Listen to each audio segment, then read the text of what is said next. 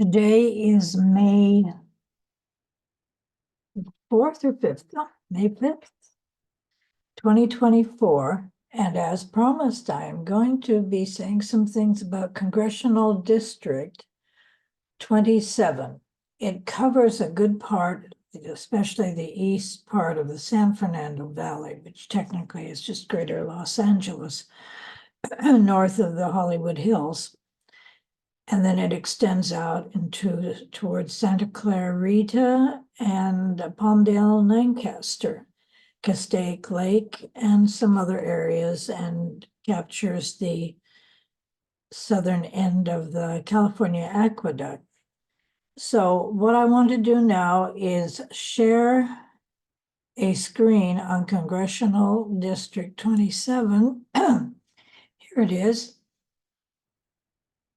Includes the Sierra Pelona Mountains and the San Andreas Fault. This area, I'm going to quickly go down to the erstwhile Congressional District map. This is 27. This little loop that extends this way is into the Los Angeles, San Fernando Valley area. And then it comes up into what is still, it's desert, Santa Clarita, Palmdale, Lancaster, it's all desert.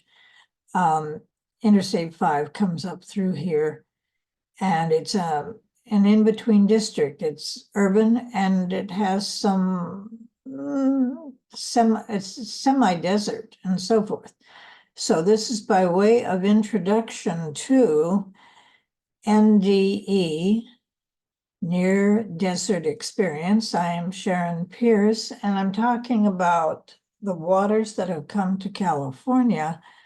In the recent years, I believe they've come to stay. I mean, there will be atmospheric rivers, more and more of them, and more replenishment of the waterways. It's not just more of the same, it's something completely different, I believe. So basically, this is District 27. You can see some of the San Fernando Valley there. And it goes off through the Angeles National Forest. Here's Interstate 5. Here's other roads up. The three major tributaries of the Santa Clara River and numerous minor watercourses and washes drain the ridge. The Castaic Creek, San Francisco Creek, and Bouquet Creek. This is sort of the top of the ridge and mountains that run through this district. So when you get out on the highway, north of Santa Clarita especially, but even going through the pass, going up to Santa Clarita, you are in desert mountain terrain. There are 3 sag ponds within the narrow valley that divides the mountains from Antelope Valley, Hughes Lake, Munns Lake, and Elizabeth Lake off to the east. Hughes Lake is a sag pond on the San Andreas Fault in the northern Sierra Pelona Mountains in LA County. Referred to before 1924 as West Elizabeth Lake, Lake Hughes is one of a series of sag ponds in the foothills of the Sierra Pelona Mountains, including Elizabeth Lake and Munns Lake, all created by the active motion of tectonic plates on the San Andreas Fault. They are part of the northern upper Santa Clara River watershed. I'm going through all of this because when the waters do come, if possible, they are funneled into these areas. The district is currently represented by Republican Mike Garcia. This is District 27. It is one of 18 districts that would have voted for Joe Biden in the 2020 presidential election had the current configuration for the congressional district existed then. The only Republican-held congressional district to include portions of the actual city of Los Angeles. It also includes Santa Clarita, Palmdale, and Lancaster. Antelope Valley news. There were, as of April 2024, we had a number of decent storms this winter and spring that have really helped with our water supply, according to the Resource and Analytics Supervisor, Claudia Boyanos, of the, I believe it's the Pacific Water District. We depend on 3 sources for our water supply, so it always involves more than just local rainfall. PWD relies on 3 sources to serve its customers: the State Water Project, which delivers water through the California Aqueduct; surface water stored behind the Little Rock Dam, which captures runoff from the surrounding San Gabriel Mountains; and groundwater pumped from beneath the surface. Now, this is a Palmdale Water District. That's what it is. It's the Palmdale Water District. And this is Little Rock Dam, which is full and spilling this year. It's one of the district's water supplies. Incumbent Mike Garcia, a former Navy fighter pilot, faced George Whitesides in the primary, and those are the 2 vote getters, so they'll be on the ballot in November. Garcia was first elected in 2020 during a special election year. Following his active duty in the Navy, he worked at Raytheon, Intelligence and Space. Investigation now underway for ethics violations against Congressman Garcia. A second ethics complaint was filed subsequently for his stock sales and failure to disclose. So recently, as of a few days ago, or a couple of days ago, he posted over the past on X, which is now a social media site X, over the past 2 winters, we've experienced a new threat in California, Congressional District 27. He considers this to be a threat. Atmospheric rivers. So Congressman Garcia sees the atmospheric rivers as a threat. They have dumped trillions of gallons of water on California, causing flooding and damage to property, and nearly 95% of this water went uncaptured. That's part of the threat, flowing wastefully out into the ocean. Yesterday, my Improving Atmospheric River Forecasts Act passed the House on a bipartisan basis as part of H.R. House Resolution 1693, the Weather Act Reauthorization Act. The Weather Act Reauthorization Act. My legislation will improve our ability to forecast this dangerous flooding, and in doing so, enable California to capture trillions of gallons of water necessary for when the next drought hits. Good luck with that. Garcia voted against Donald Trump's second impeachment. He was challenged by George Whitesides, who has heavy credentials, as well as being a former, he's the father of 2, former NASA Chief of Staff and Virgin Galactic Airways CEO, and co-founder of something called Mega Fire Action, which helps firefighters and fire districts sort out which of a number of fires that might be going on are the ones to give priority to. They have a way of measuring which fires are going to do the most damage, evidently, and can direct fire resources to them.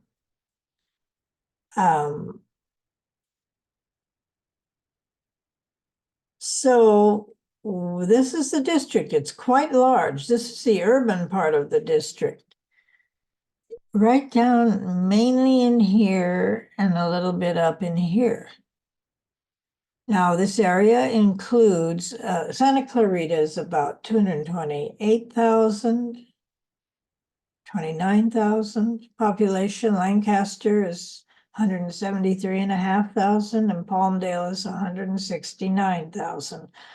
So Palmdale and Lancaster are similar in size, and they're just up and down the road from each other. Now, also in there is Castaic Dam. It is an embankment dam in northern Los Angeles County near the unincorporated area of Castaic. Although located on Castaic Creek, a major tributary of the Santa Clara River, Castaic Creek provides little of its water because the lake is the terminus of the West Branch of the California Aqueduct, part of the State Water Project. The dam was built by the California Department of Water Resources, and construction was completed in 1973, 50 years ago, and stores drinking water for the western portion of the greater Los Angeles area. So there have been some statements made by the Department of Water Resources. Its readings from 130 stations placed throughout the state indicate that the statewide snowpack snow water equivalent to about 2 days ago is 28.6 inches, or 110% of the April 1st average, a significant improvement from just 28% of average on January 1st. We got a late start. We did get a late start. So the water, the dangerous and threatening atmospheric rivers have done a lot for water resources in California. The focus now shifts to forecasting. Oh, how convenient. Forecasting spring snow melt runoff and capturing as much of that water as possible for future use. You see, Mike Garcia, they're on the case. It's great news that that would be the governor's office. It's great news that the snowpack was able to catch up in March from a dry start this year. This water year shows once again how our climate is shifting. This is from the Director of Water Resources for the state, and how we can swing from dry to wet within a season. The DWR director is Carla Nemeth. These swings make it crucial to maintain conservation while managing the runoff. Variable climate conditions could result in less water runoff into our reservoirs. 100% snowpack does not mean 100% runoff. Well, we could sort of figure that out. Capturing and storing what we can in wetter years for drier times remains a key priority. Okay, the reservoirs remain in good shape thanks to state efforts to capture and store as much water as possible from record storms in 2023 and again this year. The State Water Project has increased storage by 700,000 acre-feet at Lake Oroville and by 154,000 acre-feet at San Luis Reservoir, which is up the road on Interstate 5, quite a ways, hundreds of miles. Since January 1st, statewide reservoir levels currently stand at, you'll be happy to know, 116% of average. However, there are challenges ahead. As the spring runoff begins, the dry start to the year, soot and ash from burn scars that accelerate snowmelt and other factors may result in below average spring runoff, which can impact water availability. I did not know that.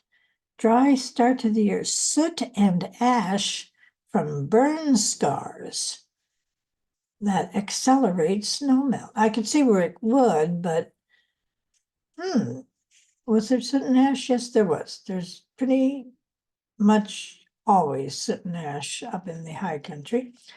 Recently, the State Water Project increased its forecasted allocation of water supplies for the year to 30%, up from an initial 10%, because we had storms in February and March.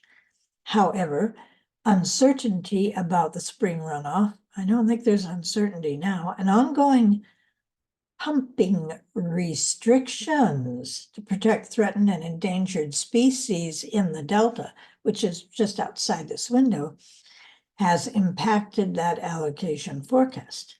California has had two, I'm glad they're affirming what I've been saying. I've been basically sliding on my own kayak here. California, but they're saying it right here, Governor's Office, Department of Water Resources. California has had 2 years of relatively positive water conditions, but that is no reason to let our guard down now, said Dr. Michael Anderson, state climatologist. With 3 record-setting multi-year droughts in the last 15 years and warmer temperatures, a well above average snowpack is needed to reach average runoff. The wild swings from dry to wet that make up today's water years make it important to maintain conservation while managing the runoff we do receive. Our water years moving forward will see more extreme dry times. Who says? He said it, but I'm not so sure. Our water years, they measure years in water now. Our water years moving forward will see more extreme dry times interrupted by very wet periods like we saw this winter. I don't think so.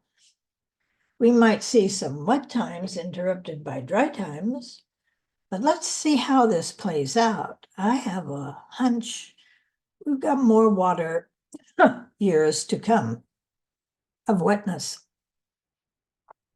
that need to adapt to a changing climate is why Governor Newsom joined the snow survey at Phillips Station to announce the release of the California Water Plan Update. The Water Plan Update sets forth a vision for all Californians to benefit from water resources that are sustainable, resilient to climate change, and achieves equity for all communities and benefits the environment. So they're asking you to check out the Water Plan Update to learn more about how the plan focuses on key issues, including addressing what they're calling, I'm not saying it, they're calling it climate urgency. I don't like to use two-word phrases where climate is one of the words in the phrase. Pardon me, my throat is dry. Strengthening watershed resilience and achieving equity in water management. I just recommend a little excursion out to the deserts. Become, what is the word? Literate. Become literate in the California desert and ways of its waters. And I think that's all I have here for District 27, except to say that Mike Garcia also put out a statement to do with wildfires, doing some supporting a bipartisan act to mitigate wildfires. So this is factual for this area and for California. Wildfires, water, wildfires. So he basically is dealing with that. I don't know what he's doing as far as the San Fernando Valley. I've tried to find out, and maybe I'll do an update on what the LA Times or someone of that sort has to say about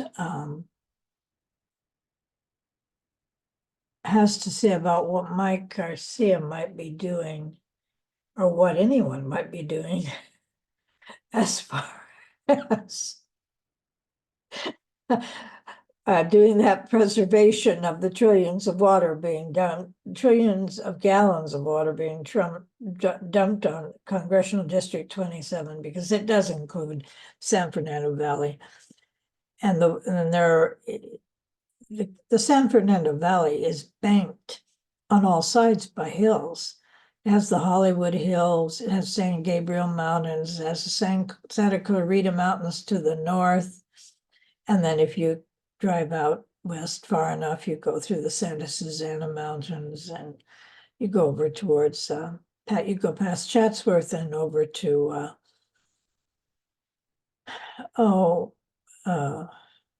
what is it I want to say? Eventually Ventura, but some other towns along the way out there.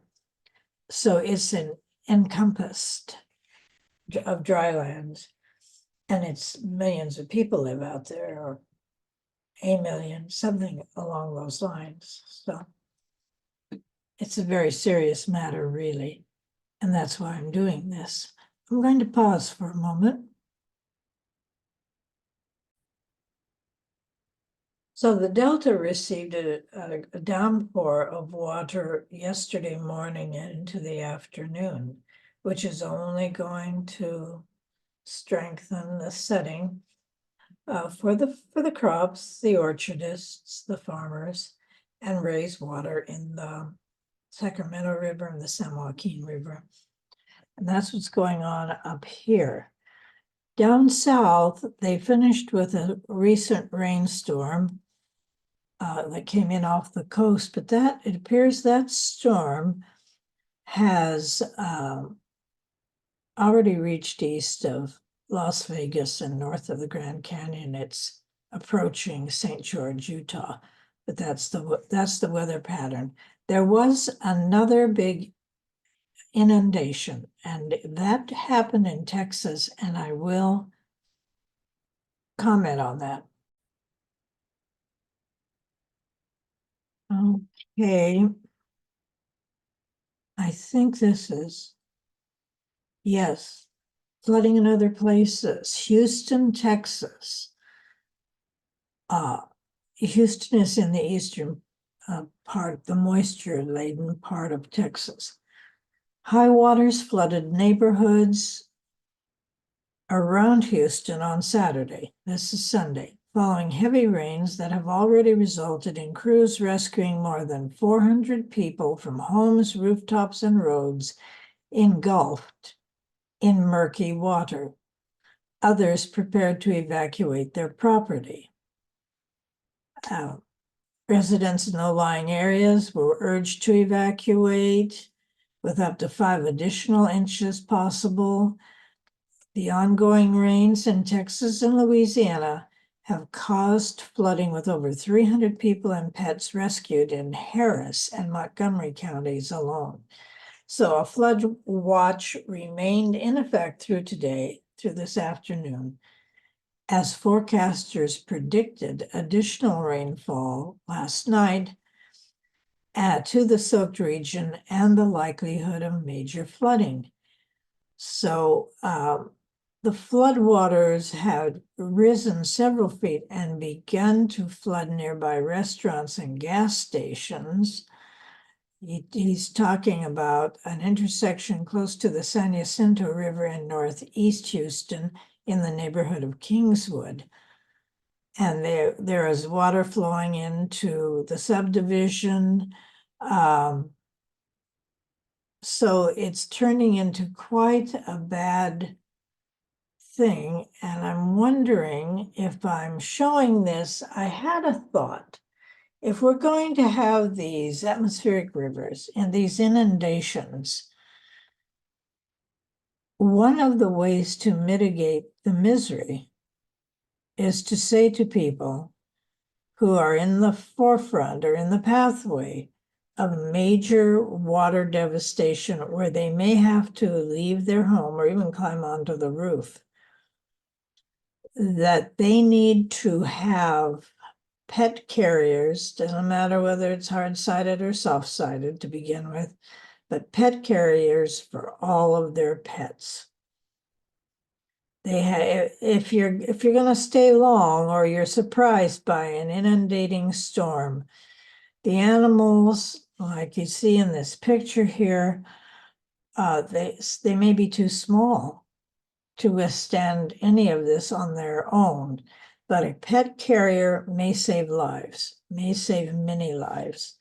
So it's, I would hope, if they have not already done so, that a major project, national project, or Western region project be that if you live along coastlines where atmospheric rivers are beginning to show themselves on a regular basis, and you're close to or have already been asked to evacuate and disappear for a while, that it become mandatory in some way, pass legislation, state by state, or through animal welfare legislation on a national level, that people must have carriers for their pets. And that can be difficult.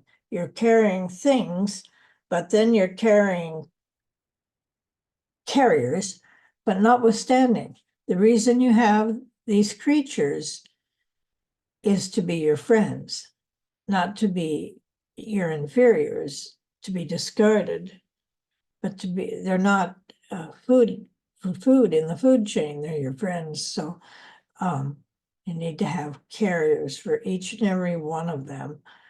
And I just wanted to make that thought.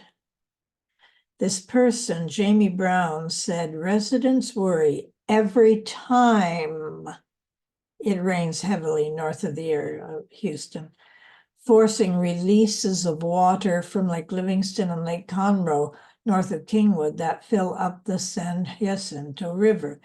It seems to be more frequent, though, Jamie Brown said, of the heavier rainfall. And Aaron Brown, who had driven from his home, said the flooding wasn't as bad as Hurricane Harvey in 2017. He pointed to nearby power lines and said that flooding during Harvey had reached the top of the lines. So these are things to think about now, because it's true also for California. If you're somewhere where the inundating atmospheric rivers can get to you, protect your pets by having them in pet carriers as you evacuate. I think that's a good place to stop. We stop sharing, and thank you very much for listening to Near Desert Experience. I'm Sharon Pierce, and this is May 5th, Sunday, 3:38 p.m., 2024.